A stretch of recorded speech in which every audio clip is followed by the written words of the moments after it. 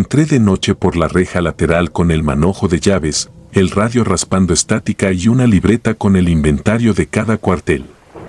Me habían contratado como vigilante en el Panteón Municipal de San Gregorio Atlapulco, Puebla, en 2011. Me dijeron que era sencillo, rondines cada hora, revisar veladoras, anotar cualquier novedad y llamar a la patrulla si alguien se brincaba la barda. Venía de trabajar como albañil y acepté el empleo por necesidad. El primer turno empezó un viernes sin luna, con un viento tibio que empujaba olor a tierra mojada y flor vieja. El administrador me entregó el croquis. Sectores A al D, pasillos numerados, tumbas con placas de mármol, otras con cruces de fierro torcido. Me recomendó pasar primero por el cuadrante C, donde estaban los mausoleos antiguos. Ahí se meten vagos, dijo. Anoté la hora en la libreta, encendí la lámpara y avancé entre los nichos. El ruido de las llaves chocando contra mi muslo marcaba el paso. El suelo estaba blando por una lluvia reciente y mis botas dejaban un dibujo oscuro que al volver la vista atrás se borraba como si alguien alisara la tierra. La costumbre en ese panteón era dejar campanillas en algunas cruces. Un recuerdo de épocas en que temían enterrar a alguien con vida. Nunca esperé escuchar una. Caminé con la lámpara baja para no encandilarme y distinguir bien las sombras. A ratos el viento apagaba las veladoras, a ratos las encendía al mínimo y la cera fría olía a cocina cerrada. Pasé la capilla, el cuarto de herramientas, el lavabo oxidado donde los dolientes lavaban jarros. Todo estaba en su lugar, aunque el silencio tenía una vibración extra, como si el aire respirara a destiempo. A las 0:15 llegué al cuadrante C. Las tumbas estaban tan juntas que la vereda se hacía fina. Molestaba el zumbido de los postes. Entonces, a unos 15 metros, lo vi. Un hombre sentado sobre una lápida baja, con la espalda encorvada y las manos en las rodillas. La lámpara le tomó primero el pecho, luego el cuello, luego la cara. Donde debían estar los ojos había piel lisa, tensa, sin cicatriz. Era una superficie continua, como cubierta por una capa antigua. No parpadeaba. No giraba la cabeza. No se movía.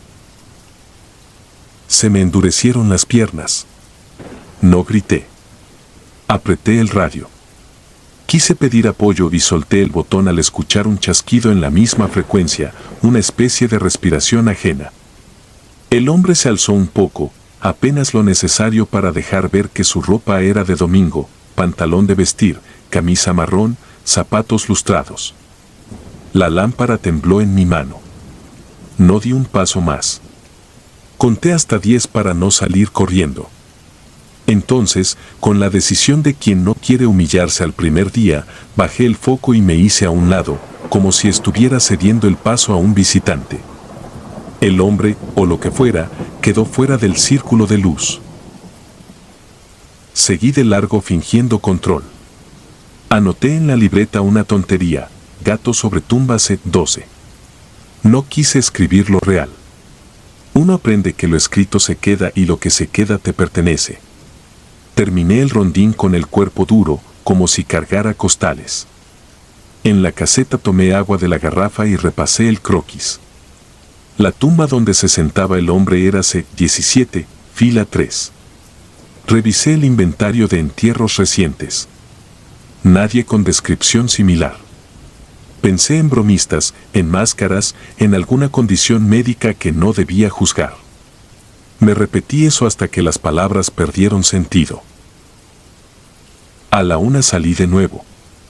El camino me pareció más estrecho.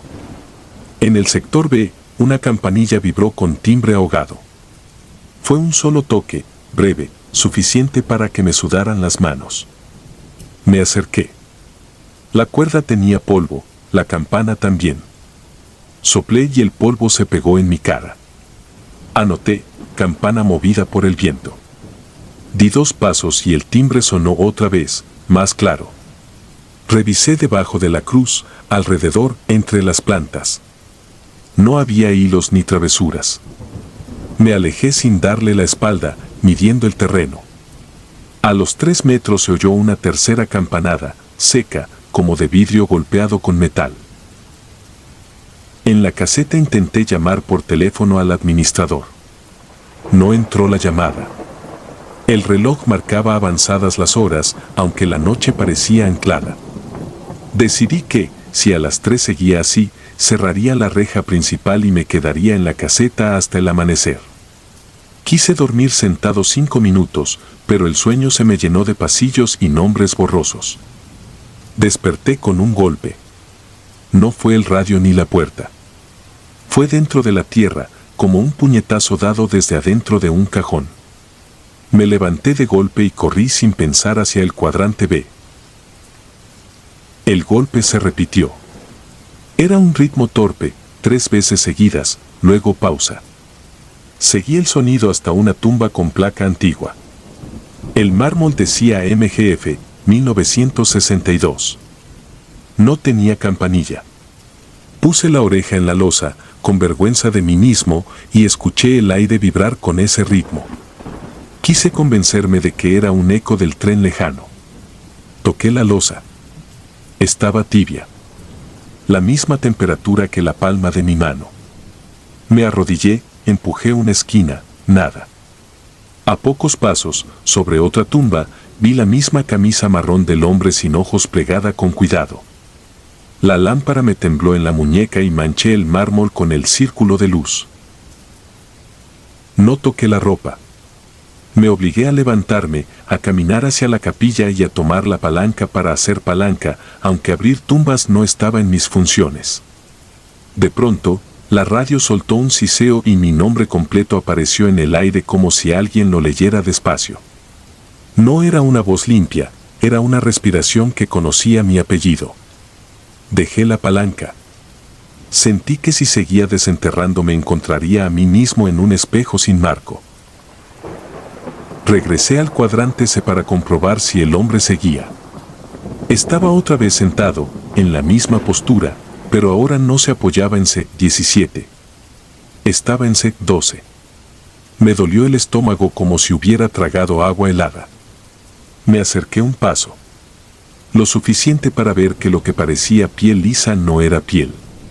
Era tierra seca, extendida con una precisión imposible, como si hubiera analizado la cara desde adentro. Esa tierra no goteaba, no se desmoronaba.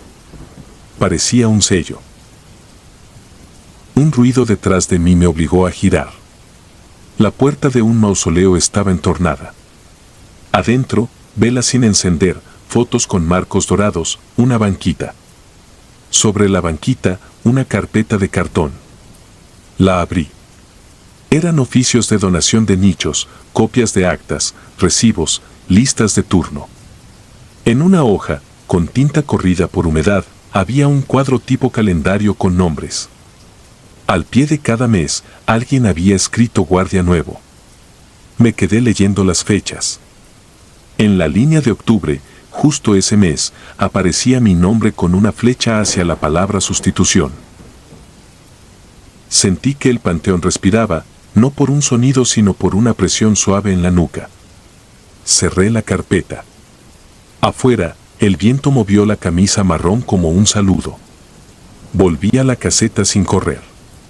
En la libreta escribí lo que no debe escribirse: a partir de esta noche no estoy solo. Me quedé sentado con la espalda recta, el radio en el regazo. No llegó nadie. La patrulla no pasó. A las 4:40, la campanilla sonó con insistencia y después guardó silencio. A las 5:10, un gallo distante marcó un límite. A las 6, cuando el cielo tomó un tono pálido, salí a cerrar la reja principal. Al hacerlo, noté una cinta atada en el barrote. Era del color de los velorios. No recordaba haberla visto al llegar. Volví a trabajar la noche siguiente. Y la siguiente. Aprendí a no mirar de frente al hombre cuando estaba sentado. Aprendí a no tocar las prendas que aparecían dobladas en distintas tumbas. Aprendí a dejar que la lápida tibia se enfriara sola. Un domingo, el administrador por fin contestó. Le conté que había gente entrando de madrugada. Me dijo que no, que todo estaba tranquilo, que el vigilante anterior había dejado un informe con recomendaciones. Pregunté por él.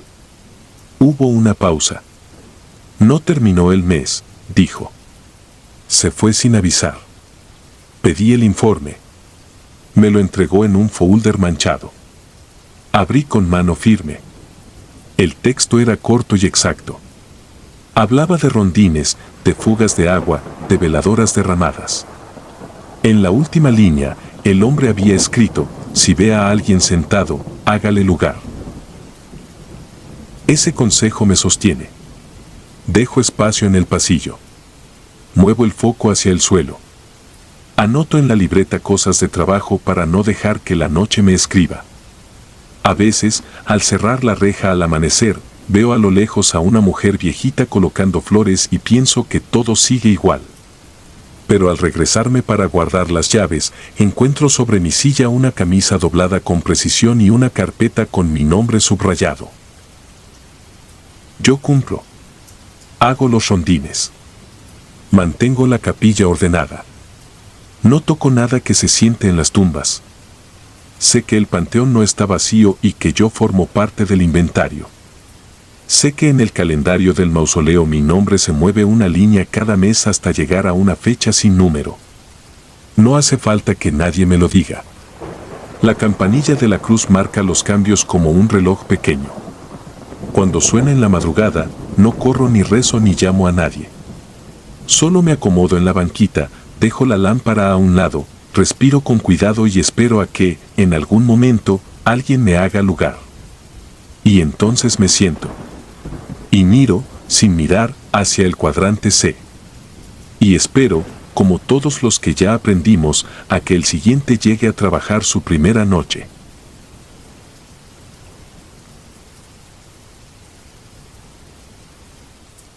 El hombre que siguió caminando. Me llamo Ernesto y durante años cuidé el Panteón Municipal de San Bartolo, un lugar pequeño entre lomas húmedas y árboles con ramas que crujen incluso sin viento. Aprendí a distinguir sonidos por oficio: el roce de los ramos secos, el chasquido de una vela que se apaga, el paso cansado de quien viene a dejar flores. Nunca fui de espantarme. Hasta la noche en que vi a un hombre levantarse de su tierra recién cerrada y seguir andando con una obstinación que no parecía humana. Aquel día enterraron a Mateo Delgado, un albañil al que el pueblo conocía por trabajar derecho y por no deberle favores a nadie. Lo trajeron en la tarde, con ataúd sencillo y una cruz de madera barnizada a prisa. Lloviznó justo cuando los familiares empezaron a retirarse. Yo me quedé haciendo mi rutina, revisar que no quedaran velas encendidas, acomodar herramientas, apuntar en el cuaderno la ubicación exacta de la tumba nueva. Tenía el panteón dividido por manzanas imaginarias para no perderme en la noche. A las 11 pasé por el cuadro B, donde dejamos a Mateo. La tierra aún estaba oscura y húmeda, marcada por las paladas. No vi nada extraño. A medianoche, el candado de la entrada principal vibró como si alguien lo hubiera golpeado. Fui a revisar con la lámpara. Nadie afuera. El pueblo a esa hora es puro silencio espeso interrumpido por perros lejanos. Volví sobre mis pasos, con la luz recorriendo cruces y nichos. Al acercarme al cuadro B escuché un crujido diferente, no de ramas ni de madera, el sonido lento de algo que cede bajo peso. Apunté la luz y la tierra de la tumba de Mateo estaba abierta en una franja irregular, no grande, lo suficiente para ver el hundimiento reciente, como si hubiera respirado. Me quedé inmóvil, tratando de explicar lo obvio con cualquier tontería. Pensé en el paso de un animal, en que quizá algún pariente regresó a mover algo. Avancé despacio. La lámpara tembló en mi mano. Entonces, del lado donde se asienta la cruz, la tierra se abombó y se partió. Primero asomaron dedos entumidos, llenos de lodo, buscando apoyo. Luego una mano completa. No grité. La luz me clavó en ese cuadro como si me hubieran puesto una vara por la espalda. Salió un antebrazo, luego un hombro, hasta que la cabeza emergió cubriéndose con el mismo barro, como si hubiera atravesado una costra pegajosa. Tenía los ojos abiertos, fijos, sin dirección, la boca a medio cerrar, y un movimiento tardo pero seguro, de quien sabe exactamente que debe ponerse de pie. Tardó muchos minutos en quedar fuera, apoyándose como podía, empujando con una fuerza que nadie esperaría de un cuerpo que estuvo bajo tierra. Cuando logró incorporarse, no me miró. Hizo un giro leve hacia el sendero, dio el primer paso y luego el segundo, inclinando el cuerpo hacia adelante como si algo lo jalara. Reconocí su cara a pesar del barro. Era Mateo, el mismo de la tarde, pero sin brío ni duda. Era una marcha fija. Yo tenía la salida detrás y el cuadro B delante. No sé por qué no corrí. Me mantuve a un costado, dejándolo pasar. El hombre avanzó y yo me pegué al muro de nichos, incapaz de sacar una palabra. Caminó hacia la esquina donde guardamos carretillas y palas. Pasó frente a la capilla pequeña. Tomó el sendero central. Cuando la lámpara le dio de lleno, pude ver que su pecho subía apenas, que su piel no tenía color, que sus manos buscaban equilibrio con torpeza, pero firmeza. No era un sonámbulo. Era alguien que tenía un itinerario que no incluía a los vivos. Lo seguí a distancia, con el corazón golpeando las costillas. No sé cuántos minutos duró aquello. El tiempo, a esas horas, se encoge o se estira según el miedo. Llegó hasta la zona más vieja, donde las lápidas son ilegibles y la maleza gana cada temporada. Allí se detuvo por primera vez. Torció el cuerpo hacia una tumba hundida y se inclinó lo suficiente para que pensé que iba a caer. No cayó. Levantó la mano embarrada y la dejó sobre la piedra sin nombre. Permaneció así, como si esperara una señal. Yo escuchaba mi propia respiración empañándome la cara. En la noche todo suena más grande y mis pasos sobre la grava parecían delatar mi presencia aunque me movía milímetro a milímetro. Cuando retiró la mano, algo cambió. No fue el aire ni la luz ni un golpe de viento.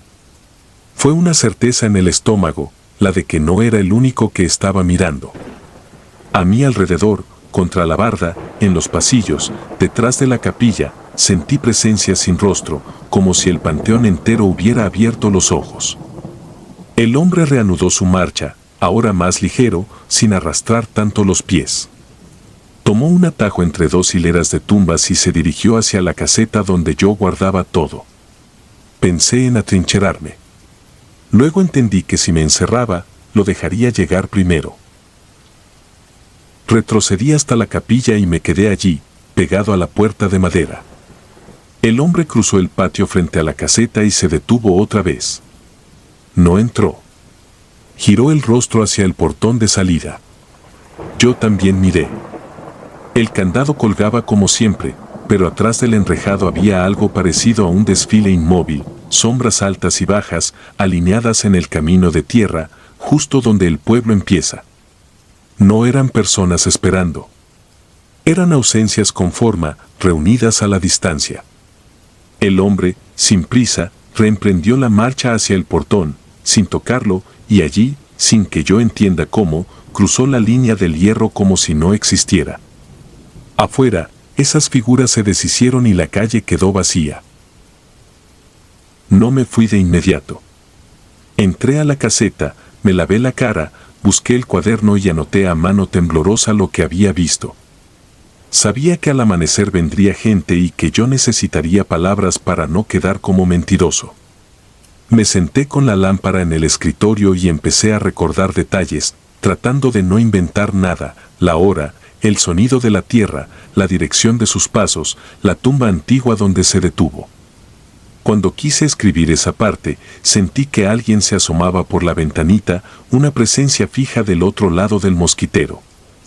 Levanté la vista. Nada. Volví al cuaderno. La lámpara titiló. Cerré la libreta y me quedé quieto hasta que la pila de la lámpara se agotó. A las 6, con la primera luz, fui a ver a Mateo. La tumba estaba abierta como la dejé, con hundimientos claros y la cruz vuelta a un lado. Sentí que se me helaban las piernas. Fui por una pala y llamé al único compañero que a veces me ayudaba, un muchacho que solo venía por encargos. No le dije lo que vi. Le pedí que me ayudara a corregir la tierra. Entre los dos acomodamos la cruz, apisonamos el montículo y volvimos a colocar flores. Nadie nos interrumpió. Ni el cura ni la familia volvieron en esas horas. Quise encontrar la tumba vieja donde el hombre dejó la mano, pero en la mañana la zona parecía otra. La maleza escondía las piedras sin nombre y mis referencias no coincidían. Caminé el cuadro entero. Nada. Solo ramas, tierra hundida por el tiempo y lápidas rotas. Me llevé la sensación de que esa parte del panteón no se deja reconocer de día. Más tarde llegaron dos mujeres con veladoras. Preguntaron por la tumba de Mateo. Las llevé. Lloraron un rato y se fueron. Ni mencioné mi guardia nocturna. Guardé silencio por prudencia, por miedo a que el pueblo me bautizara de loco y me quitara el trabajo. Por la noche volví a cerrar con cuidado, con la lámpara nueva y el machete al alcance. El panteón olía a tierra mojada aunque no llovía.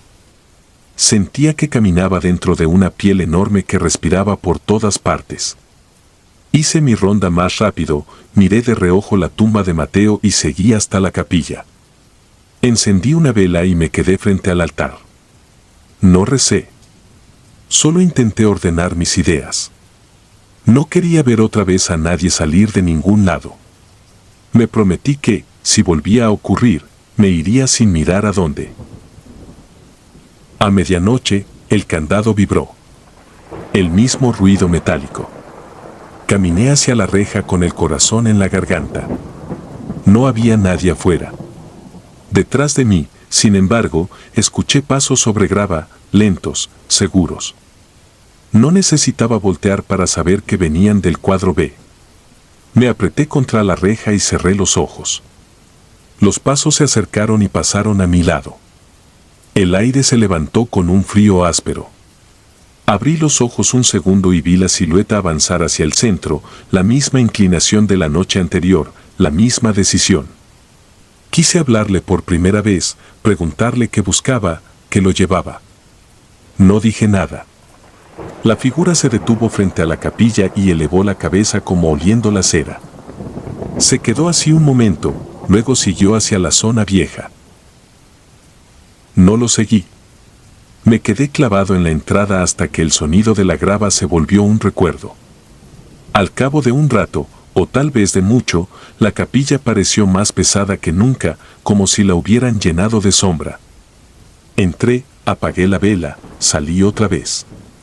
Tenía la sensación de que el panteón había ajustado un reloj invisible y que ahora, a esas horas, su mecanismo pedía movimiento de ida y vuelta para alguien que ya no pertenecía a ninguno de los dos lados. No volví a escribir nada en el cuaderno. Aprendí a dejar la lámpara sobre la mesa, encendida, y a mirar menos hacia el cuadro B. Si alguien me pregunta por el Panteón de San Bartolo, digo que es tranquilo, que el trabajo es rutina, que el silencio enseña a escuchar. Y si insisten en historias, les digo que aquí hay caminos que se aprenden después de morir y que algunos, por razones que no entiendo, deciden recorrerlos un tiempo más. Caminan con el barro pegado y la mirada perdida, sin pedir permiso, sin prisa, directamente hacia donde dejaron algo pendiente. Yo solo cuido la puerta. Y cuando el candado vibra, sé que lo que entra o sale no espera mi autorización.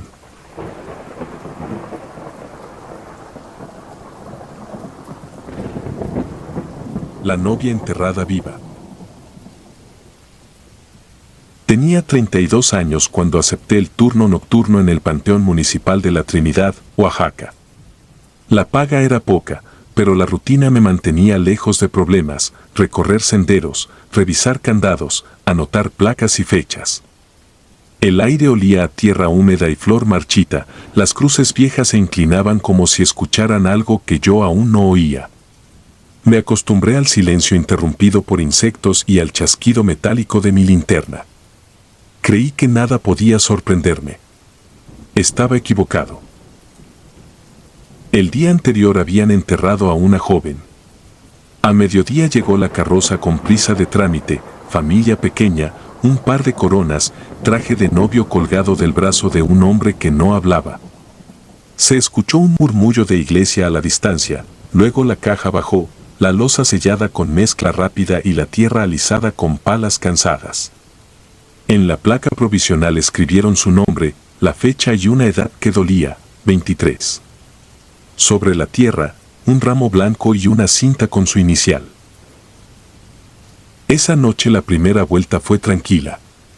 Comencé por los nichos, bajé por la rampa de cemento, crucé la zona de tumbas viejas y llegué al cuadrante nuevo. Entonces sonó. 3 golpes. Pausa. 2 golpes. Pausa larga. Un solo golpe, como un punto al final de una oración que yo no quería leer. No era el ruido del viento ni el de la rama contra la placa. Era un golpeteo contenido, claro, surgido desde abajo, con la paciencia de quien mide su fuerza para no gastarla. Miré alrededor. Nadie. La linterna barrió las letras frescas y brilló en el vidrio del florero. Me acerqué. El sonido no venía de otra parte, se concentraba en la tumba recién sellada. Sentí el estómago apretarse. Apoyé la palma en la losa. Estaba tibia todavía por el día y vibraba apenas. Retiré la mano como si me hubiera quemado. Volví a ponerla. Allí estaba de nuevo, 3, 2, 1. Salí a paso rápido hacia la caseta.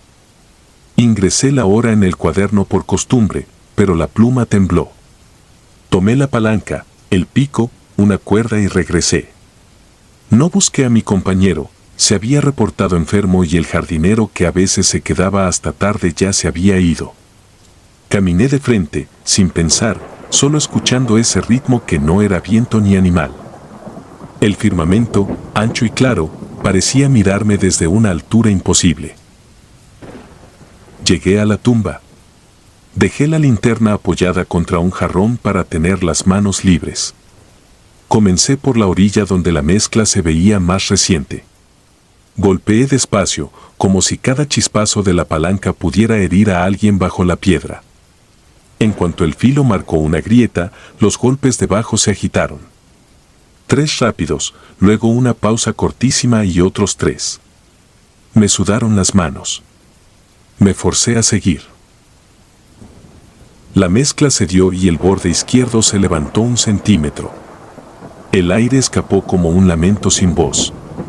No olía a nada que yo no hubiera olido antes, pero hubo algo en ese aliento que me hizo sentir que interfería en una conversación ajena.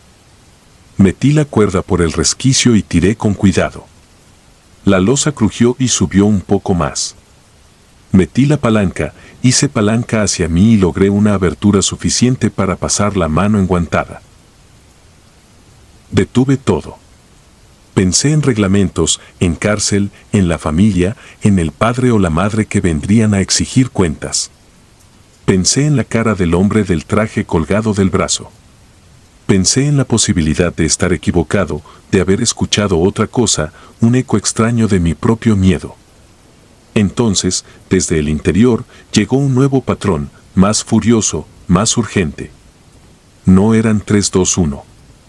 Era una corriente continua, desesperada, que se apagaba y retomaba, como si el aire adentro ya pesara. No me perdonaría dejarlo así.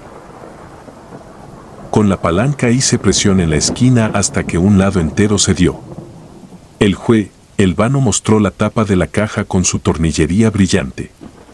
Pasé los dedos por las juntas. Estaban firmes. Probé girar un tornillo, no se movió. Acerqué la oreja. Escuché golpes contra madera, raspaduras, una especie de respiración rota. Me ardieron los ojos. Busqué el pico, apunté a la línea fina del tornillo y le di inclinado, sin fuerza excesiva, hasta abollar la cabeza. Repetí con otro, luego con otro. La tapa vibraba levísima y supe que no tenía tiempo. La tapa cedió lo suficiente como para dejar pasar luz. Ahí se detuvo todo. Adentro, la claridad de mi linterna mostró la tela acolchada y un velo. Vi marcas de uñas, muchas, como arañazos recientes que no tenían polvo. No vi sangre, vi tela levantada, relleno arrancado y el espacio reducido donde un cuerpo no encontraba lugar. Quise alzar la tapa más. Tiré y crujió, pero no lo bastante. Busqué la cuerda, la pasé por 2 tornillos flojos y alé con todo el peso de mi cuerpo. La tapa subió otros milímetros. Bastaron para ver algo que me cortó el aire, un dedo, inmóvil, con una alianza que brilló apenas. Entonces todo se apagó. La linterna cayó y rebotó encendida hacia la tierra. El golpe me sacó del trance. Volví a mirar la abertura y noté que los sonidos detrás se habían vuelto más lejanos, como si vinieran de un túnel. Tragué saliva. Pensé en llamar a los bomberos, a quien fuera. Busqué el celular en la bolsa. Sin señal. Tomé la palanca para forzar la tapa una vez más. Fui a dar el último tirón cuando escuché pasos atrás de mí. No eran de una persona, parecían muchos, dispersos en distintas direcciones, como si alguien convocara a un desfile sin música. La sensación fue tan nítida que me quedé helado. Giré la cabeza muy despacio. El cuadrante nuevo estaba solo, pero entre las cruces viejas comencé a notar sombras más densas que la noche, alineadas frente a sus lápidas, quietas, expectantes. No tenían forma definida, eran cambios en la oscuridad, recortes de silencio en el aire.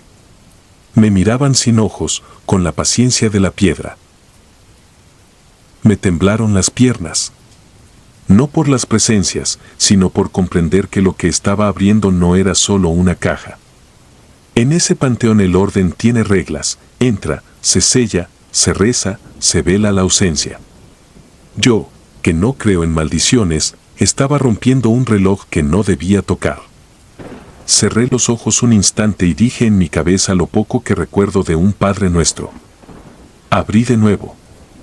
La alianza seguía ahí, sin moverse. Los golpeteos se habían vuelto esporádicos, luego muy débiles, después nada. Me quedé sentado en el borde hasta que amaneció. No tuve valor para cubrir lo que había destapado. A primera luz llegaron los albañiles de mantenimiento y me encontraron con la ropa sucia, las manos entumidas y la mirada fija. No dijeron nada al principio. Luego vino el administrador. Revisó la loza, miró la caja, me miró. Le conté todo con la voz rota. Él bajó la vista, respiró hondo y pidió que trajeran mezcla. Aquí no pasó nada, dijo al fin, sin levantar la voz. Hay protocolos. Si hay que mover algo, vendrán con orden. Yo asentí, sin saber si odiarlo o agradecerle por decidir por mí. Sellaron la loza mientras yo observaba la alianza, que ya no veía. Dejé la palanca donde siempre. Entregué el cuaderno con mis rondas y me fui a casa sin dormir.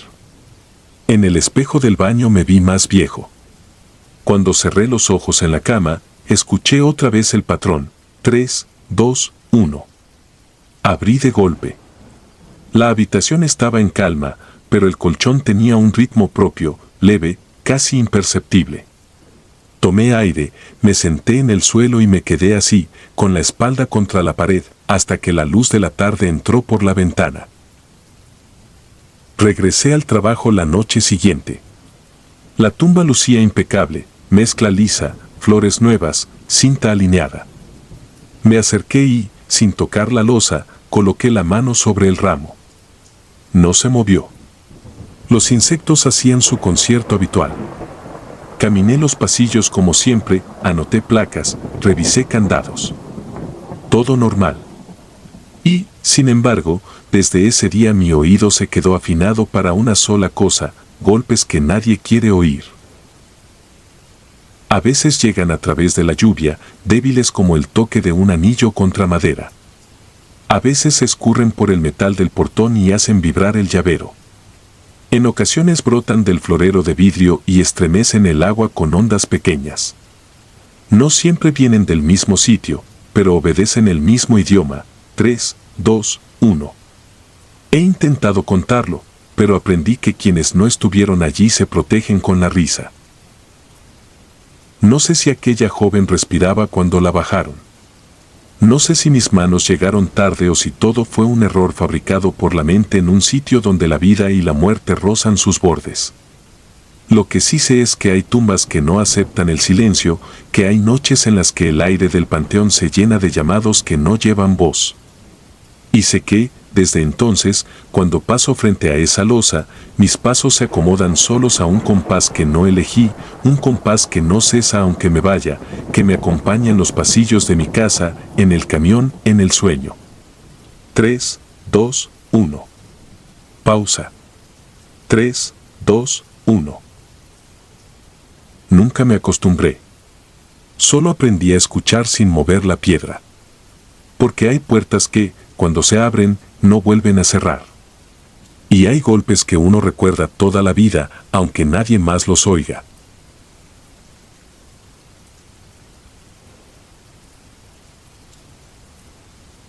Llanto bajo la tumba. Tenía 19 años cuando acepté ayudar por las noches en el Panteón de San Antonino, en Oaxaca, durante el verano de 2005. No era un trabajo formal, más bien un favor al sepulturero que ya no se daba abasto. Mi rutina era sencilla: cerrar candados, revisar que las veladoras no quedaran encendidas, espantar a los perros flacos que buscaban comida entre coronas marchitas y barrer el polvo que a esas horas se volvía granulado y frío. El aire del campo arrastraba aroma de alelí y tierra húmeda. La luna apenas alcanzaba a marcar los relieves de las lápidas. Todo parecía quieto, pero el panteón nunca está del todo en silencio. A eso de las 2 escuché lo que primero confundí con un gato. Fue un sonido quebrado, irregular, como cuando alguien intenta hablar sin aire. Me quedé inmóvil, mirando hacia la fila nueva de tumbas junto al muro norte. Un entierro se había hecho esa tarde, una mujer de mediana edad que, dijeron, había padecido una crisis en la madrugada. La familia se fue temprano. No hubo banda ni cohetes, solo rezos y prisas. En mi libreta apunté el horario de cierre. Nada más. El sonido volvió, más nítido. Era un llanto ahogado, con pausas largas, seguido de un golpecito metálico. Me corrí la lámpara a la frente y caminé hacia la tierra recién acomodada. El montículo aún se veía más claro que el resto. Clavé la pala cerca de la cruz de madera con el nombre y el año. El golpe metálico retumbó en el mango. El llanto se interrumpió y después reapareció, más debajo de mis botas. No grité. El cuerpo me reaccionó solo, empecé a escarbar. La humedad me enfrió los dedos y me hizo más torpe. Aflojé la tierra por capas, a golpes cortos, temiendo hacer daño donde ya quizá no había nada que salvar. Pedí ayuda con el celular, pero el sepulturero no contestó. La luz de mi lámpara comenzó a apocarse y ese detalle me crispó más que el llanto. No quería quedarme a oscuras ahí, con una voz saliendo del suelo. Encontré la tapa. Le pasé el cepillo que cargábamos para limpiar letras y retiré el lodo de los bordes. La madera estaba sellada con clavos nuevos. Desde dentro llegó otro golpecito y una respiración atropellada. No había tiempo. Saqué la barra, metí la punta en una esquina y palanqueé hasta abrir una rendija. Un aire viciado me golpeó el rostro. Volví a hacer palanca. La tapa cedió lo suficiente para deslizarla y entonces la lámpara se apagó del todo. No hubo tiempo para pensar en la oscuridad. Extendí la mano y toqué tela húmeda. El cuerpo estaba tibio. Busqué el cuello con torpeza. Sentí un pulso débil, pero estaba ahí, irregular, como un ave atrapada. Tomé mi camiseta y la usé para limpiar la cara de la mujer. Su pecho subía poco. Acerqué mi oído y escuché un jadeo mínimo que se estiraba como hilo. Intenté hablarle con calma, sin promesas, y me puse a ventilar el interior con una tabla que encontré a ciegas. El aire del panteón entraba frío y áspero. La levanté como pude, con una fuerza que no era mía, y la saqué sobre el borde. Su peso era real, pesado de verdad, con esa terquedad de los cuerpos que han peleado contra algo invisible. La arrastré por el pasillo entre tumbas hasta un banco de cemento. Froté sus brazos y la cubrí con mi chamarra. Le humedecí los labios con el agua de mi cantimplora. Su jadeo cambió. Se hizo más seguido. Abrió los ojos en un destello y luego otra vez los cerró. No supe si fue alivio o miedo lo que sentí. Cuando al fin entró la llamada, el sepulturero tardó en entender. Llegó con una lámpara vieja y una camioneta que temblaba al acelerar. La subimos entre los tres, porque el velador del módulo de policía, alertado por los faros, nos echó la mano. Camino al centro de salud, nadie dijo nada. La mujer recuperó un poco de calor en el trayecto. No hizo preguntas. Solo respiró. La dejaron en observación. No tenían equipo para más. Un médico joven habló bajo conmigo en la puerta. Dijo palabras como catalepsia, error en el dictamen, saturación. Dijo que pasaría la noche en vigilancia. Que si mejor avisábamos a la familia por la mañana para no provocar otra crisis. Asentí sin entender de verdad. Me lavé las manos en una pila. Salió agua parduzca que no terminaba de limpiarme nada. En el panteón quedó la tumba abierta, con la tapa a un lado. El sepulturero me pidió que la cubriéramos provisionalmente hasta aclarar el procedimiento. No le temblaba la voz, pero le sudaban las cejas. Tapamos el hoyo con lona y bloques. Dejamos la cruz clavada. Tenía un nombre y fechas recién pintadas. La fe de origen y el apellido encogían, como si ya no les correspondiera ese sitio. Antes de irme, escuché otra vez el sonido, a la distancia. No venía de esa tumba. Venía de los nichos antiguos del muro, donde guardaban ataúdes de hace décadas. Un crujido, un golpe pequeño. Pude haberlo explicado con ratas, con viento, con madera que se contrae. No me lo expliqué. Me fui sin mirar atrás. A la mañana siguiente acompañé al médico a la casa de la familia. Una mujer mayor abrió la puerta con la mirada perdida. En la sala, flores de la víspera. En la esquina, un vestido colgado. El médico explicó con paciencia. No hubo reclamos. Solo un silencio extraño, el de quien no sabe si celebrar o temer. Cuando por fin fuimos de regreso, el médico dijo algo sobre estados que se confunden con muerte aparente, sobre pruebas mal hechas en pueblos donde todos se conocen demasiado y nadie cuestiona. No respondí. En mi libreta volví a anotar la hora. La mujer vivió. No mucho, según supe. Semanas después la familia trajo una ofrenda al panteón. No era Día de Muertos. Dejaron pan, café y un cirio que olía a copal. No pusieron acusaciones, no pidieron disculpas. A mí me dieron la mano con un apretón seco. Dije que no hice nada especial. Mentí. Desde esa noche cambió algo en mí. El panteón empezó a respirar distinto. En ocasiones, durante la madrugada, me tocaba un temblor en la tierra, apenas un latido. Oía lamentos lejanos, pasos donde no había nadie, campanillas en hilos oxidados de ataúdes antiguos, aquellos inventos que la gente colocaba por miedo a ser enterrada viva.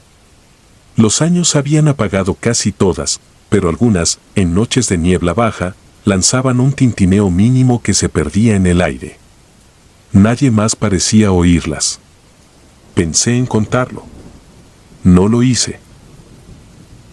Colocamos, por indicación del municipio, un protocolo de verificación antes de cada entierro. Nada extraordinario, revisar temperatura, esperar lapsos razonables, pedir un segundo dictamen cuando el primero viniera de clínicas improvisadas. Se rieron de nosotros varias veces. Después de unos meses dejó de ser chiste. La costumbre se volvió regla.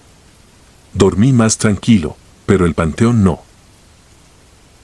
Una madrugada de agosto me despertó otra vez el mismo llanto, bajito y cortado, desde la zona de tumbas antiguas, las que casi nadie visita. Fui con la lámpara nueva, con baterías recién cambiadas, convencido de que encontraría animales. Entre hierba alta y mármol resquebrajado, el sonido se prolongó hasta que llegué a una lápida sin nombre, solo con la fecha de 1974. La tierra no estaba removida. No había marcas recientes. Al acercar la cara a ras del suelo, sentí un aire tenue, casi frío, subir y bajar, como si alguien del otro lado exhalara con paciencia. No palpitó. No golpeó. Se limitó a estar ahí, persistente, antiguo, como una respiración que el camposanto había asumido como propia. No cavé. No llamé a nadie. Me quedé de pie con la lámpara baja, oyendo algo que no podía rescatar ni comprobar. Pensé en la mujer de aquel día, en su mirada que abrió y cerró, en mi camisa hecha trapo sobre su rostro, en la camioneta temblando por el camino de terracería. Pensé en mis manos embarradas de tierra y en el agua que nunca terminó de despegarse de mis dedos. Pensé en las campanas sin cuerda que sonaban cuando nadie las tocaba. El llanto continuó un rato más y luego se fue apagando, como ocurre con un incendio que nunca nadie vio pero dejó hollín en las paredes. A veces me preguntan por qué dejé ese trabajo. Digo que por estudio o por un empleo mejor pagado, según el ánimo de quien escucha. La verdad es otra. La primera vez que rescaté a alguien, algo del panteón se me metió adentro y se acomodó en un rincón que todavía no sé nombrar.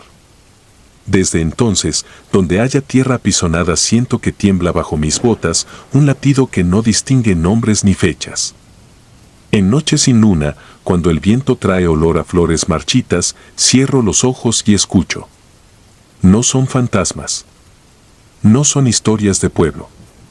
Es la tierra recordando a quienes todavía estaban y nadie supo mirar. La última vez que pasé frente al muro, llevo años evitando contarlo porque cada vez que lo recuerdo siento el sabor metálico de la tierra húmeda en la lengua. Me llamo Ernesto Lugo y durante 22 temporadas trabajé como sepulturero en el Panteón del Nuevo Amanecer, al sur de Ciudad Juárez.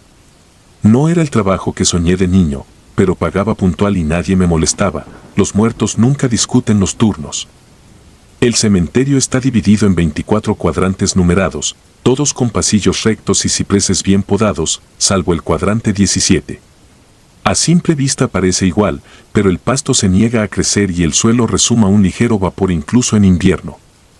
Durante mis primeros años, me limité a pasar de largo, obedeciendo la regla no escrita de que allí solo enterrábamos casos especiales, personas sin familia o con historias demasiado turbias para preguntar.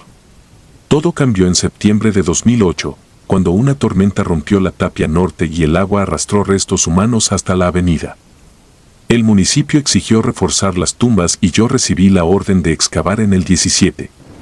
Nadie quiso acompañarme, así que fui solo con una linterna, una pala y un radio portátil. Desde la primera paletada comprendí que aquel terreno era distinto, la tierra estaba tan saturada que chorreaba como brea, y cada golpe contra el piso soltaba un quejido hueco, como si debajo hubiera un pulmón gigantesco expulsando aire rancio. Al tercer golpe, la pala chocó contra algo rígido.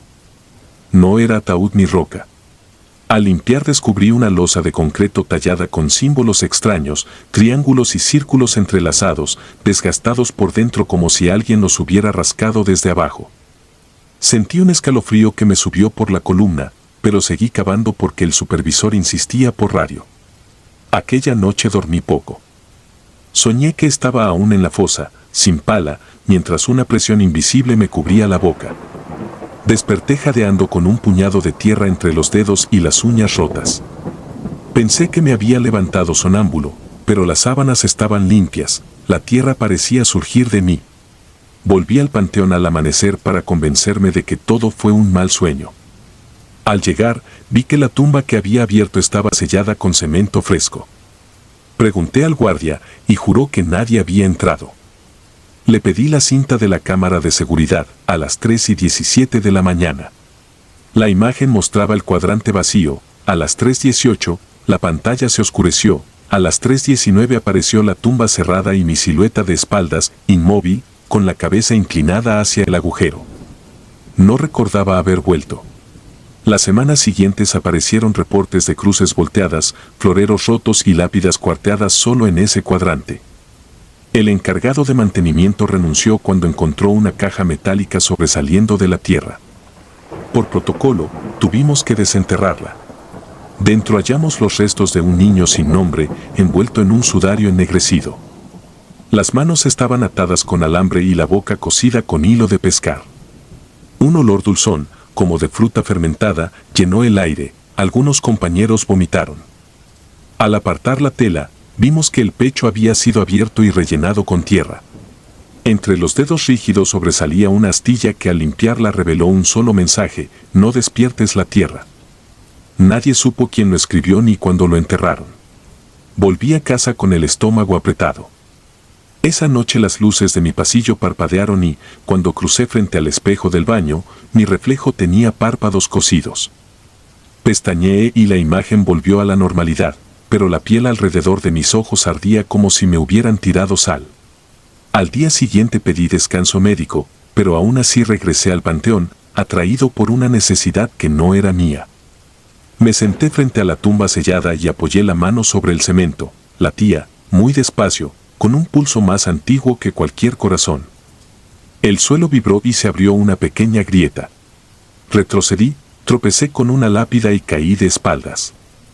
Al mirar arriba, vi decenas de bultos de tierra que emergían, respirando al unísono. No eran personas, sino montículos pulsantes que se levantaban y colapsaban como si el panteón fuera un torso gigante intentando incorporarse. Corrí hasta la caseta. El guardia dormitaba frente al monitor, la pantalla chisporroteaba mostrando estática. Cambié de canal, en cada cuadro un único símbolo, el mismo triángulo y círculo que había visto en la losa.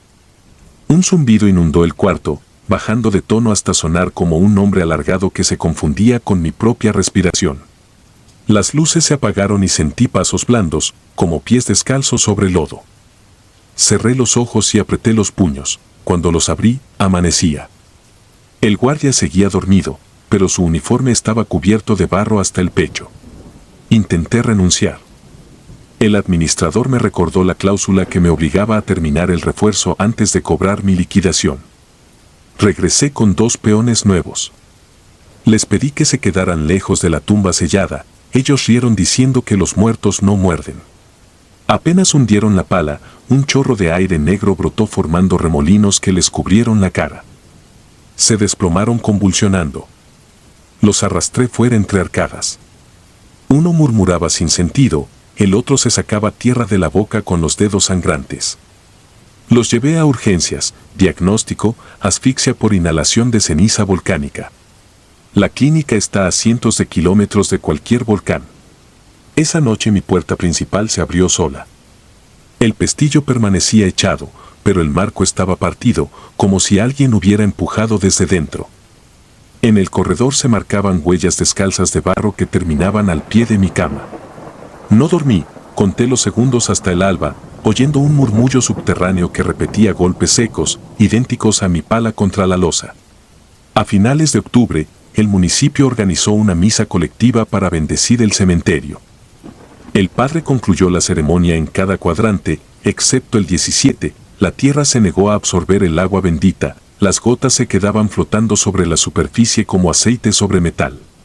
Al entonar la última oración, el suelo se abrió justo frente a mí y exhaló un aliento tan frío que me quitó el habla. La grieta dibujaba la silueta de un ataúd infantil.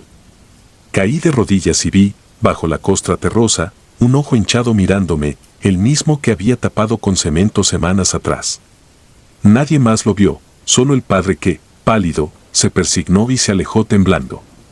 2 días después, al revisar el inventario, notamos que faltaban ataúdes antiguos de la bodega. Rastros de lodo llevaban hasta la reja trasera, abierta pese al candado intacto. Al borde del camino descubrimos 3 ataúdes alineados, vacíos, con las tapas clavadas desde dentro. Uno tenía heridas por arañazos que atravesaban la madera. Sobre la cubierta, escrito con ceniza, leí mi nombre completo y una fecha, 2 de noviembre de 2008. Faltaban 5 días. No fui a trabajar, pero el cementerio no me dejó ir.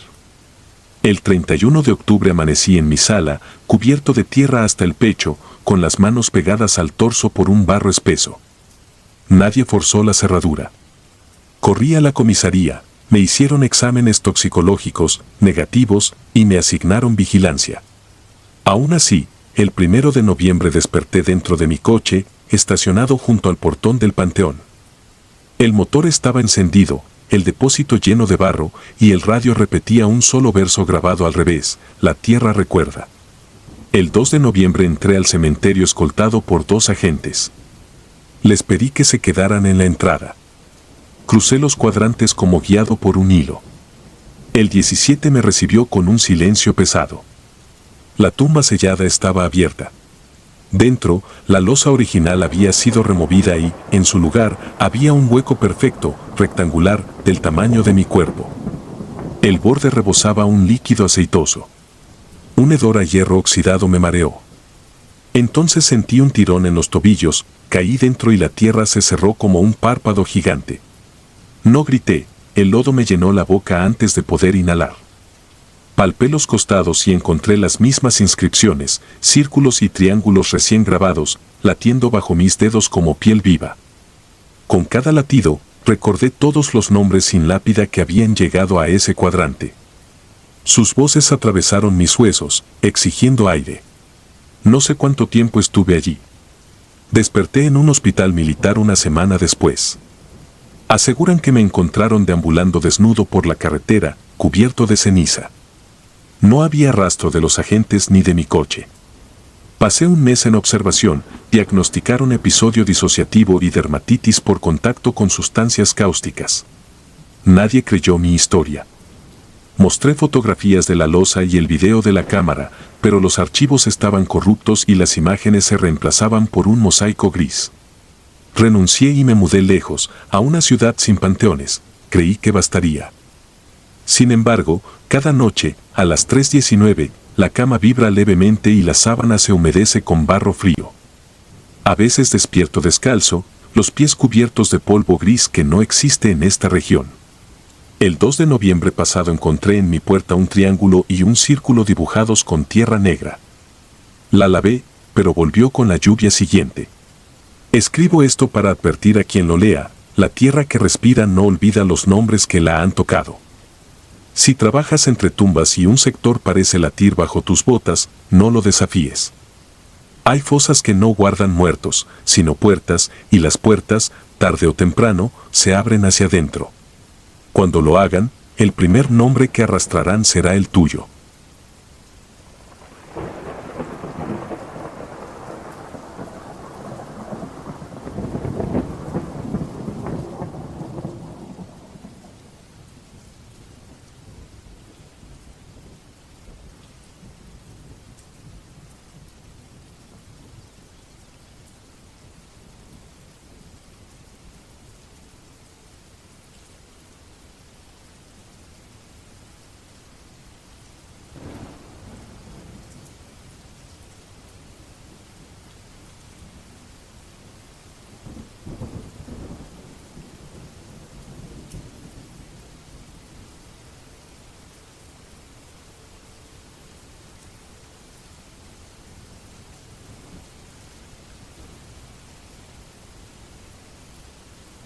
Cripta 9.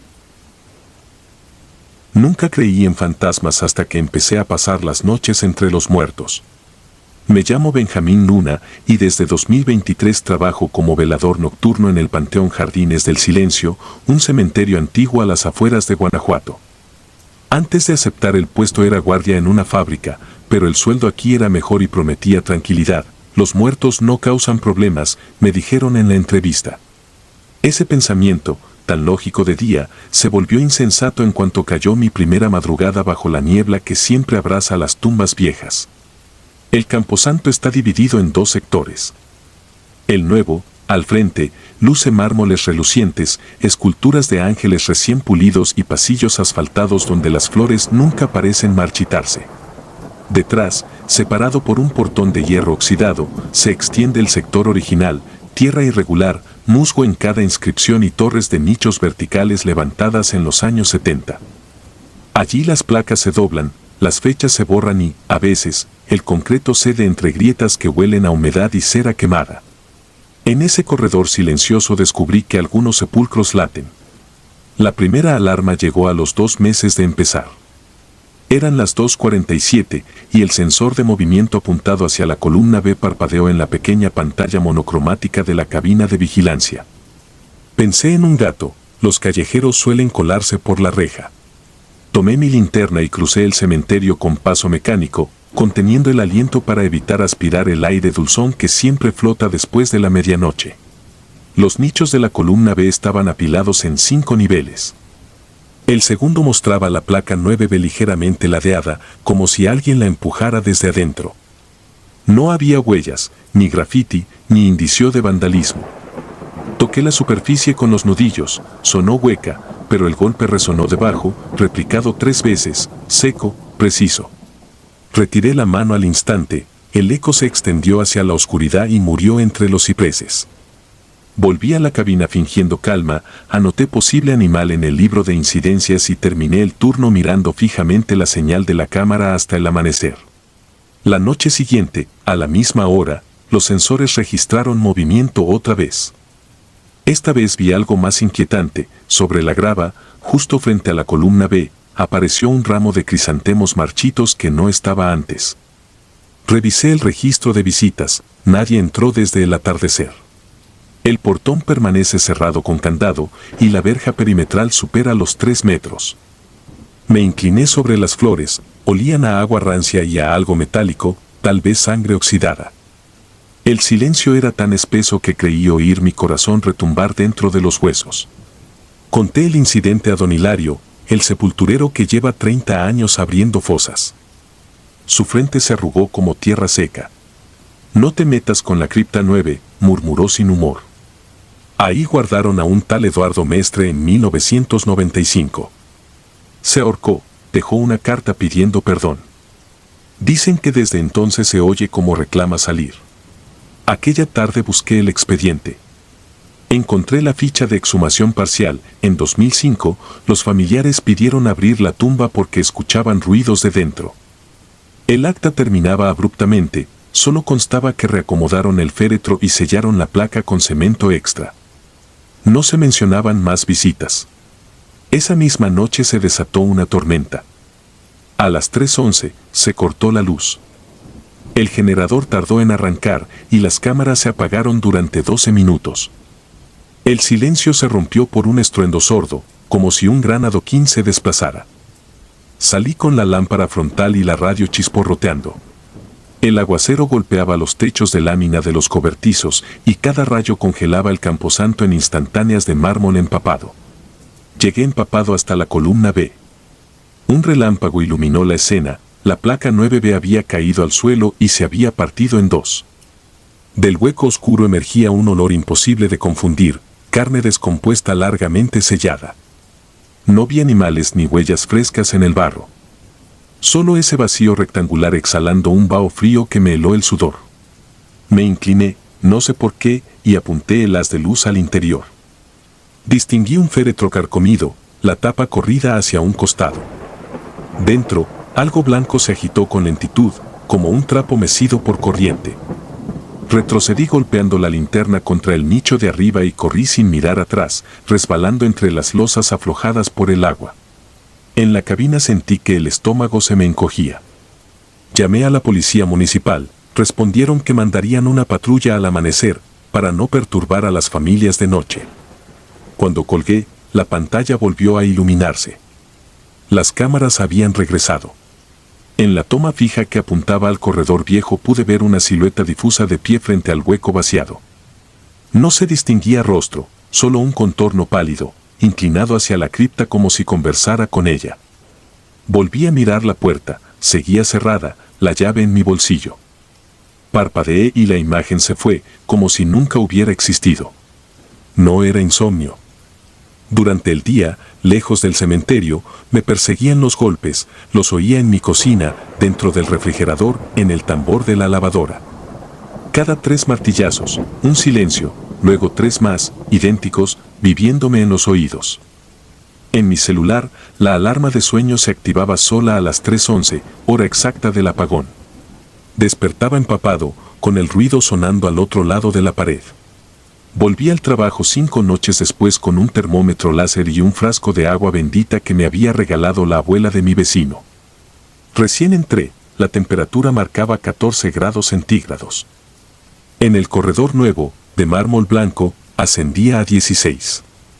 Al cruzar el portón oxidado cayó bruscamente a 8 grados centígrados, un contraste imposible en plena primavera. Apunté a la base de la columna B, 3 grados centígrados. Era como si el concreto enfriara la noche desde dentro. No tenía la placa para sellar el nicho, así que improvisé, sujeté una tabla contra la abertura y la apuntalé con cuñas de madera.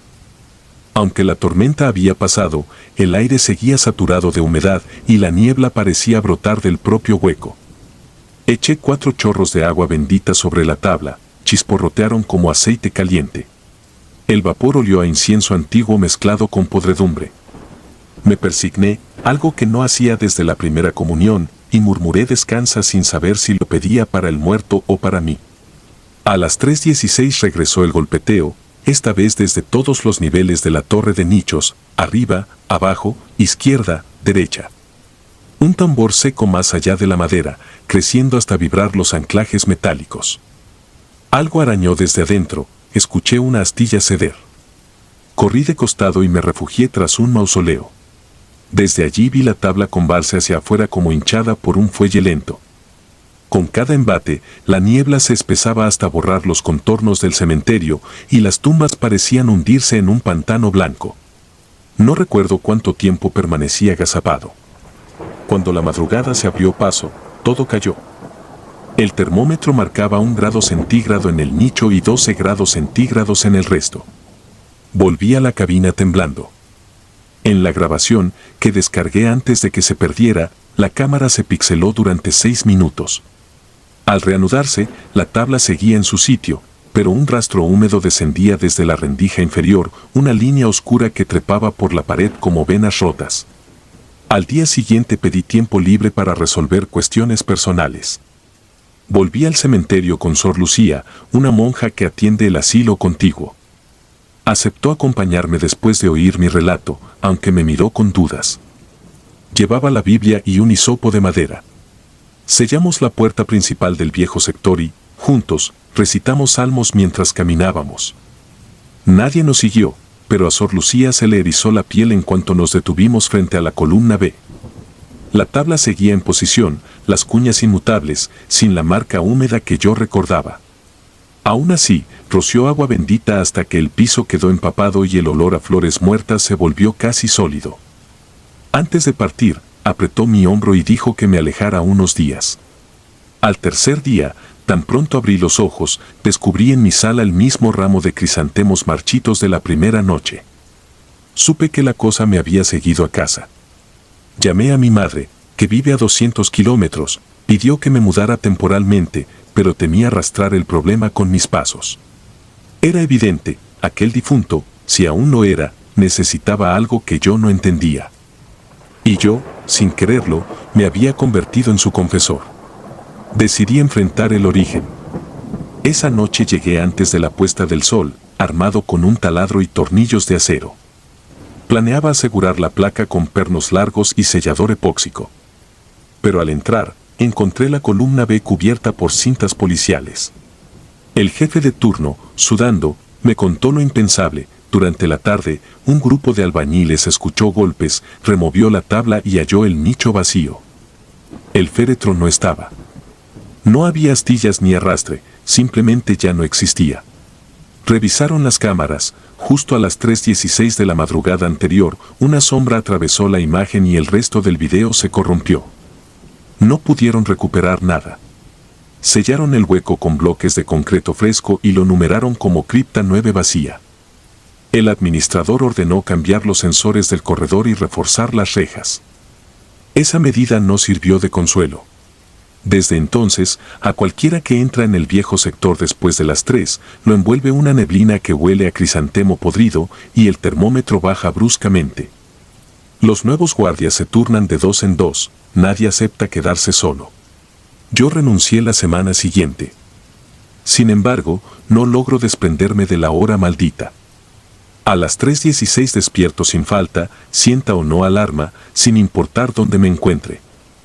El reloj del celular marca el minuto exacto y, mientras mis ojos se acostumbran a la oscuridad, escucho a lo lejos 3 golpes huecos, una pausa y 3 más. Nunca provienen del mismo lugar, a veces la pared, a veces el techo, a veces el piso debajo de la cama. Casi puedo trazar la distancia, cada noche suena más cerca. Intenté exorcismos domésticos, cuarzos, campanas tibetanas. Quemé el colchón en el patio cuando descubrí que al amanecer las sábanas aparecían manchadas de tierra húmeda. El ruido no cesa. Mi madre dejó de contestar llamadas nocturnas porque dice que detrás de mi voz, apenas audible, otra voz respira con un silbido. Un amigo sugirió terapia. El psicólogo concluyó que padezco estrés postraumático. Yo no discuto, acaso sea cierto. Pero el terapeuta no explica por qué, algunas mañanas, encuentro crisantemos negros bajo mi almohada. Escribo esto en un cuaderno que mantengo cerca de la puerta. Me obligo a redactar cada detalle para no sentir que enloquezco. Mientras escribo, suenan los 3 golpes, cada vez más definidos, como martillazos en el muro detrás de mi nuca. Las letras se me emborronan porque la pluma vibra con la madera del escritorio. No sé qué pasará cuando el golpe atraviese la pared y vea lo que hay al otro lado. Tal vez sea el rostro de un muchacho que jamás encontró perdón. Tal vez sea un hueco de cemento que gira hacia la nada. Tal vez, cuando suceda, el reloj marque las 3:16 y por fin deje de sonar. Afuera todavía no amanece. No hay diálogos que consuelen al vivo ni misas que alivien al muerto.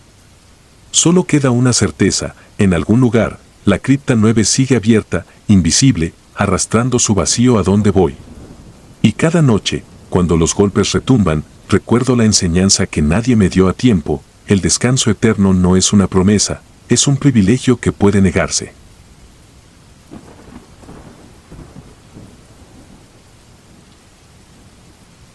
Nicho sin nombre. Me llamo Álvaro Quintana. Durante 11 años trabajé como vigilante nocturno en el Cementerio Municipal de la Soledad, un camposanto del siglo XIX perdido entre las colinas de Zacatecas. En 2017, las autoridades aún no consideraban operativo, pero muchas sepulturas llevaban décadas abandonadas. Las raíces de los mezquites levantaban lápidas, los pasillos se desmoronaban bajo la lluvia ácida de invierno y las lámparas de vapor de sodio parpadeaban como si respiraran. Yo era el único que patrullaba de medianoche a las 5. El cementerio estaba dividido en cuadrantes alfabéticos y calles numeradas, como un tablero. El sector C7 se encontraba en el extremo noroeste, pegado a un barranco donde el viento silbaba todo el año. Allí descansaban, en teoría, las familias fundadoras, nichos de cantera rosa, vitrales rotos y puertas oxidadas con herrajes florales. Ningún doliente visitaba ese lugar, a veces encontrabas veladoras apagadas desde la década de los 90. Entre los sepultureros corría el rumor de que C7 olía distinto, una mezcla de tierra mojada y yeso fresco aún en pleno estiaje. A mediados de diciembre, el administrador me dio un sobre Manila con incidencias, vecinos que juraban oír risas y sollozos entre las tumbas vacías.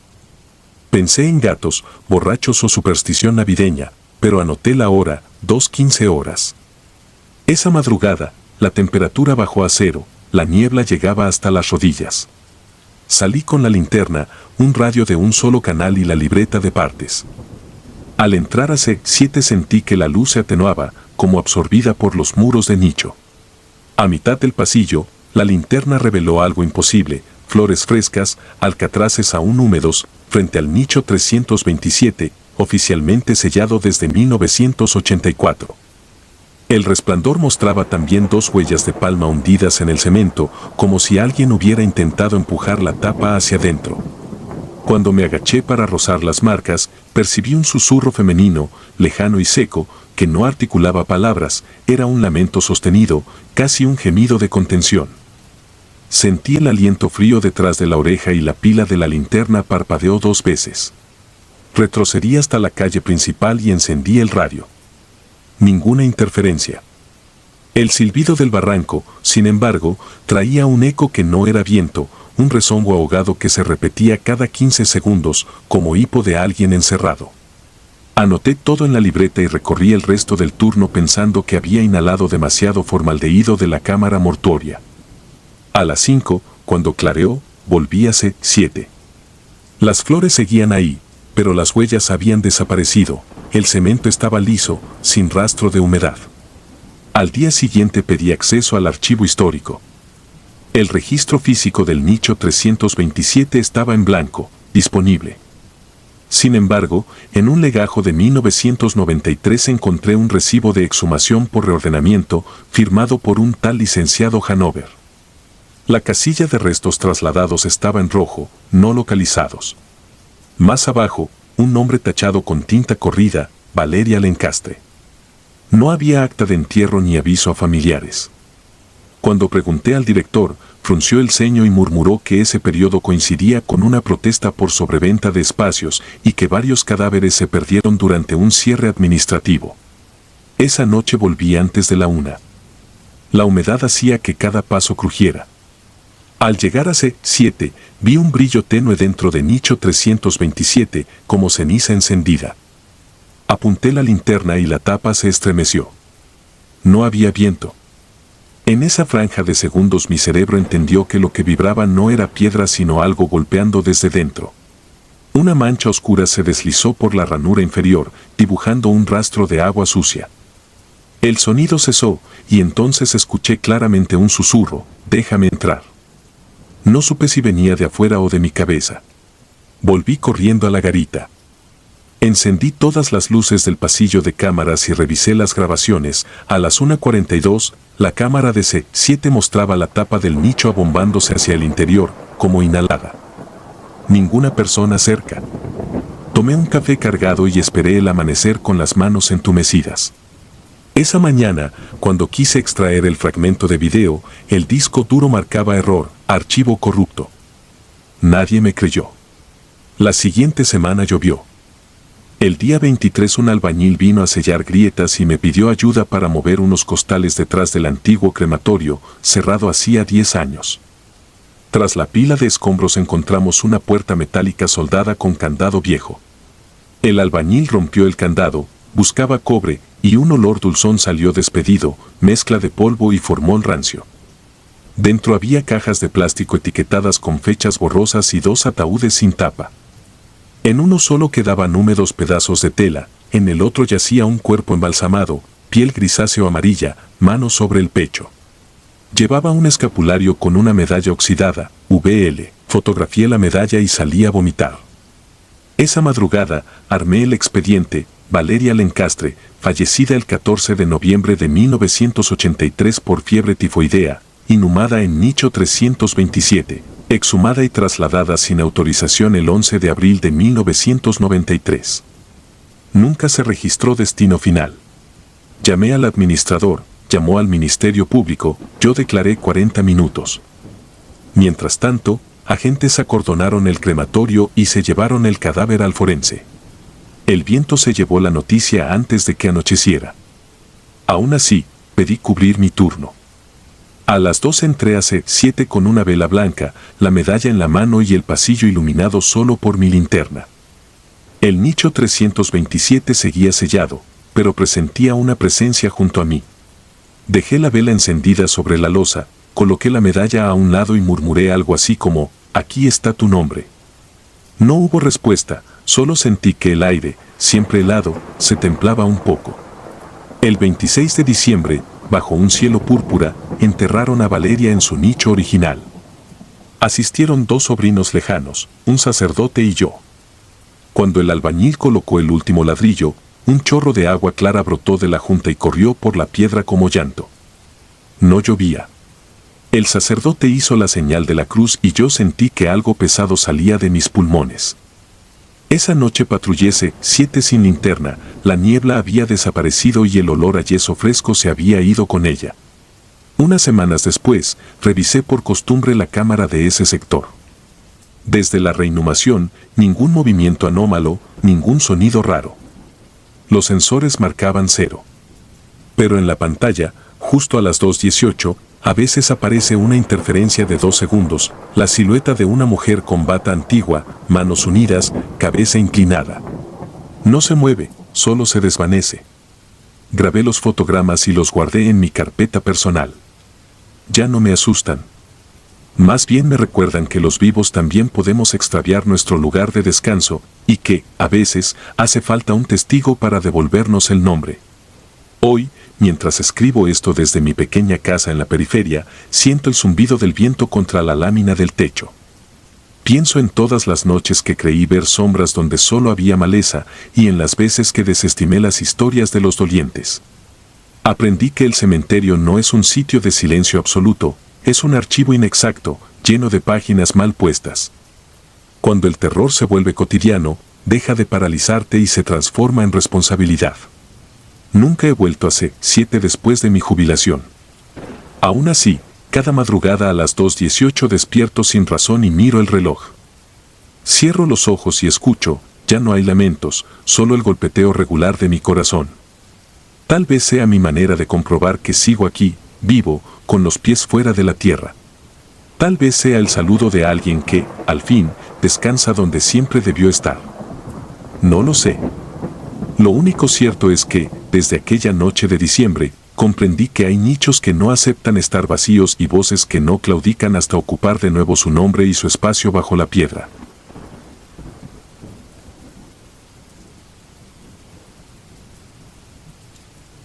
El susurro bajo los cipreses.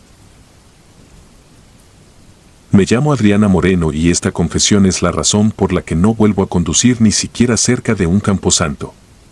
En septiembre de 2023, 3 meses después de que un huracán devastara la costa de Yucatán, acepté un empleo temporal como encargada de mantenimiento en el Panteón San Felipe, a 20 minutos de Mérida.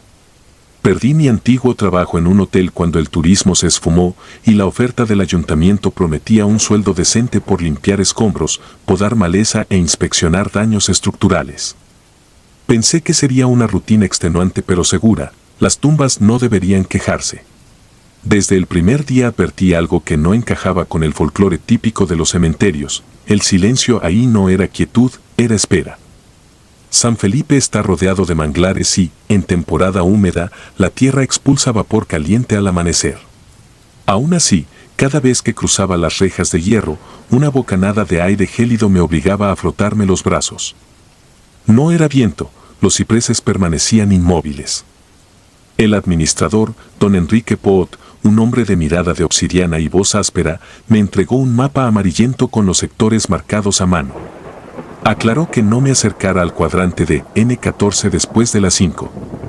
Cuando le pregunté por qué, respondió sin titubeos, aquí se guarda el pasado donde debe quedarse. Obedecí la advertencia hasta que la lógica y un turno extraordinario me empujaron a quebrarla. 10 días después de incorporarme, una tormenta eléctrica derribó ramas sobre varias sepulturas. Don Enrique me llamó a las 6 de la tarde, había que despejar caminos antes del entierro de la mañana siguiente. La cuadrilla habitual no podía llegar por los caminos inundados, así que me ofrecieron horas extra. Acepté. Con la luz moribunda, recorrí los pasillos de piedra resbaladizos, recogiendo fragmentos de tejas rotas y crucifijos arrancados por el viento. En un recodo vi una puerta colonial de herrería semienterrada por la humedad.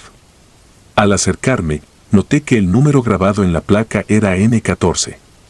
El candado colgaba abierto, bailando con un leve tintineo que no provenía de ningún movimiento visible. Empujé. La puerta cedió con un crujido que replicó en los nichos vacíos de las paredes. El pasillo interior olía a cal, salitre y algo dulzón, casi afrutado, que me revolvió el estómago. Seguí la linterna hasta una gran cripta central. Allí, sobre un pedestal labrado con símbolos mayas erosionados, reposaba una urna de ónix resquebrajada. Del corte emergía un hilo de tierra negruzca que se extendía como una raíz serpenteante hacia el suelo. Cuando enfoqué el rastro, la linterna titiló y, por un segundo, la cámara se inundó de penumbras. Al recuperar la luz, observé la tierra fresca abultarse y colapsar, como si algo respirara debajo. Retrocedí. Mi bota chocó contra un jarrón vacío que rodó hasta detenerse frente a la urna. El metal vibró, emitiendo un zumbido grave. Entonces escuché el primer susurro, un murmullo sibilante que no reconocí como palabra, pero que se filtró directamente en mi cabeza con la nitidez de una voz pegada al oído. Sentí un pinchazo detrás de los ojos y corrí sin mirar atrás, dejando atrás guantes, pala y mapa. Esa noche no concilié el sueño. Cada vez que cerraba los párpados, aparecía la grieta de la urna latiendo como un párpado reptiliano. Pasada la medianoche, el aroma dulzón del pasillo, lirio rancio mezclado con humedad, se coló en mi habitación, aunque vivía a 11 kilómetros del camposanto. Encendí la luz. En la mesita apareció un montoncito de tierra oscura idéntica a la del sector N14. El pecho me golpeó de pánico, nunca la traje conmigo. Volví al panteón al amanecer para recoger mis herramientas. Don Enrique aguardaba en la entrada, trajeado de negro, como quien asiste a un velatorio. Me extendió mis guantes envueltos en bolsas plásticas y preguntó si los había metido en mi mochila la tarde anterior. Negué. Me recordó su advertencia y me invitó, en tono que no admitía réplica, a un almuerzo en su despacho después del entierro. Durante la ceremonia, permanecí a distancia, pero algo me dejó helada. Cuando bajaron el ataúd joven que iban a sepultar, el vaciado de concreto se inundó con la misma tierra negra, húmeda y espesa, imposible en aquel suelo calizo. Nadie pareció notarlo. Creí enloquecer. A las 2, don Enrique clausuró la oficina, sirvió café y habló. Según él, la línea de nichos N14 perteneció a una familia española llegada en 1890, dueños de plantaciones de Enequén. Trajeron consigo un culto doméstico basado en crípticamente amarrar a sus muertos para proteger a los vivos. Cuando la influenza de 1918 arrasó la península, enterraron a media sangre familiar en aquel cuadrante y sellaron la cámara principal con la urna, que, me explicó, contenía no cenizas sino un ancla, un objeto orgánico capaz de absorber y disipar la culpa de generaciones enteras. El administrador anterior quebró el protocolo al trasladar restos durante la remodelación de 2005. Desde entonces, los trabajadores que entran allí sufren pesadillas, pérdidas repentinas y, en 2 casos, demencia temprana. Su voz tembló al final. San Felipe es un pulmón viejo, abre y cierra sus alveolos. Tú escuchaste su exhalación. Me aconsejó quemar la ropa que usé ese día y no regresar después de la puesta de sol. Dudé de su cordura, pero mis latidos me convencieron de la suya. Aún así, necesitaba el salario. Seguí trabajando, pero cada jornada quedaba marcada por señales ínfimas que cobraban peso juntas, relojes que se detenían exactamente a las 3:11 de la tarde, lapiditas infantiles ladeadas hacia mi paso como flores marchitas, hojas de palma que crujían sin brisa. Sentía miradas de ojos muy bajos, casi a ras de suelo. Una tarde encontré mi nombre borrado en la planilla de asistencia y reemplazado por voz. El bolígrafo no estaba cerca. Esa noche comprendí el patrón. Los susurros regresaban cada vez que caía la luz, pero crecían si yo intentaba ignorarlos. Parecían roer mi voluntad como polillas el reverso de un espejo. Empecé a hablar sola para ahogar sonidos que solo yo oía. El médico me diagnosticó ansiedad postraumática y recetó pastillas para dormir. No funcionaron, mis sueños dejaron de ser míos. El colapso final llegó 15 días después. Me asignaron supervisar una exhumación de rutina en la zona antigua donde reposaban las víctimas de cólera del siglo XIX. El alba apenas palidecía como tinta aguada sobre las lápidas. Cuando el operario elevó la losa, un brote de vapor helado cubrió todo, opacando hasta el sol naciente.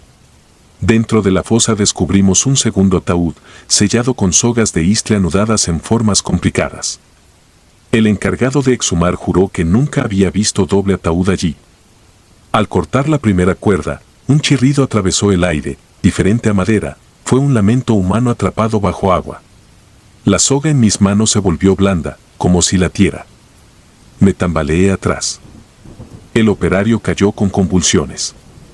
Entre la neblina, distinguí siluetas agazapadas alrededor del hoyo, niños sin brazos, ancianas torsionadas, hombres con la mandíbula desencajada. Al parpadear, desaparecieron, pero el hoyo siguió jadeando. Allí escuché con claridad la misma frase 3 veces, lejos de mi oído e incrustada en mi cráneo: devuélvelo. No supe qué. Corrí hasta el depósito de herramientas y vomité entre costales de calorías. Cuando levanté la cabeza, don Enrique estaba allí. Su rostro ya no era humano, parecía una máscara tirante, sin aliento detrás. Extendió la urna trizada, ahora envuelta con alambres oxidados, y elevó la barbilla, señalando la necrópolis. Comprendí, debía volver a sellar el cuadrante. Sin palabra de por medio, tomé el objeto, pero la grieta resumó tierra negra que me quemó la piel. Caí de rodillas. Sentí raíces filosas buscar mis uñas, mis vasos sanguíneos, mi lengua, un sabor férreo me cubrió la boca. Cerré los ojos y recé lo primero que recordé de niña. El suelo tembló. Cuando abrí los ojos, estaba sola en el centro del panteón. La urna se había fusionado con el suelo, decorada con 4 nuevas sogas de isle formando un nudo imposible. Don Enrique jamás volvió a aparecer, ni vivo ni muerto. Renuncié por correo esa misma tarde y regresé a casa solo para encontrar el jardín cubierto de pétalos de lirio pútrido. Dejé Mérida en autobús nocturno, quemando mi uniforme en un tambor oxidado detrás de la central. Ahora vivo en Puebla, cambio de apartamento cada 3 meses y trabajo de madrugada para evitar dormir. Aún así, cada amanecer detecto un olor a tierra mojada en la almohada. Mis uñas se ensucian sin razón. He consultado curanderas, sacerdotes y un antropólogo, todos coinciden en que el vínculo persiste porque el ancla me identificó durante la fisura, como una sanguijuela que reconoce nueva carne. Algunos aconsejan regresar y completar el ritual, otros, desaparecer incluso de mí misma. Escribo esto después de 5 noches sin descanso. El zumbido metálico del jarrón sigue vibrando en mis dientes aún estando lejos. Si llegaste aquí, tal vez pienses que exagero o que todo es una metáfora de la culpa. Ojalá. Pero escucho los susurros mientras tecleo, piden regresar a casa, arrastrarme hasta los cipreses que se mecen al compás de un pulmón que nunca debí sentir respirar. Si mañana encuentras esta confesión sin firma, recuerda algo sencillo: los cementerios no guardan silencio, cultivan raíces, recolectan voces y esperan el cansancio de los vivos. Y una vez que la tierra te reconoce, no basta huir, hay que callar la exhalación.